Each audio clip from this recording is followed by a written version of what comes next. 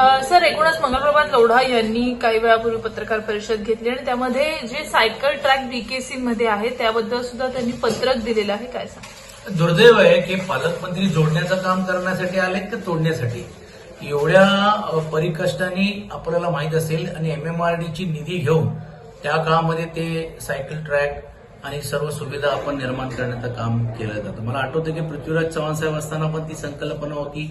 असे जे टीका करणारे लोक जे आहेत त्यांनी दिल्लीने कसं आपल्याला लाथाडलेलं आहे. दिल्लीवरून एकही गोष्ट आपण ऐकल्या म्हणजे निर्णय घेतल्याशिवाय तुम्हाला निर्णय घेता येत नाही, हे त्यांना करून चुकलेले आहेत.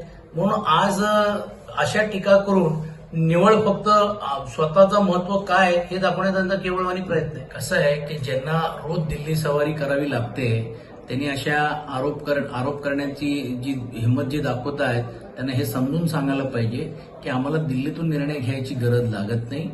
आज आमचे नेते हे निवळ राज्याचे नाहीत, दिल्लीच्या स्तरावरती पण देखील एक इंडिया अलायन्सचे घटक पक्षाचे प्रमुख राहिलेत, एक घटक राहिलेले आहेत आणि त्यामुळे त्यांना हे जाणं हे अभिप्रेत आहे.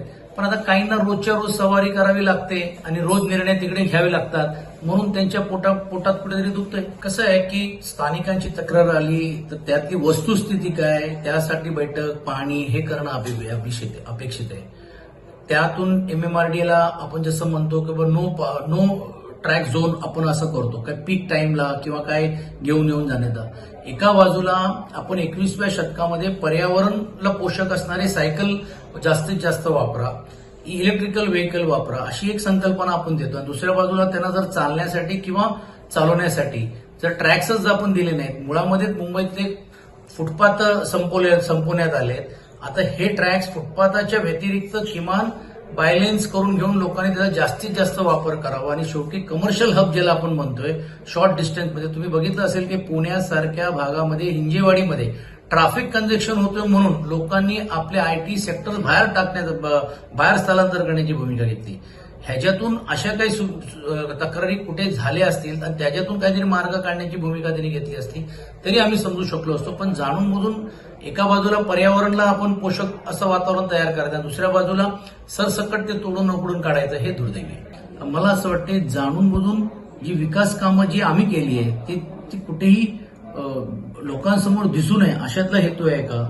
आता मी ऐकतोय का असं मी काय पत्र दिलं नाही किंवा मी काय सांगितलं नाही असं ते सांगतायत. उशिरा आलेला शहाणपणा असं म्हटलं तर अयोग्य होणार नाही आणि म्हणून आमची स्पष्ट भूमिका राहणार आहे. ते जोडण्याचं काम करा, तोडण्याचं काम करू नका. आणि तुम्ही अशाच जर तोडत राहिला तर ज्यावेळी आम्ही सत्तेत आलो तर आम्ही जोडल्याशिवाय राहणार नाही. एबीपी माझा, उघडा डोळे बघा नीट.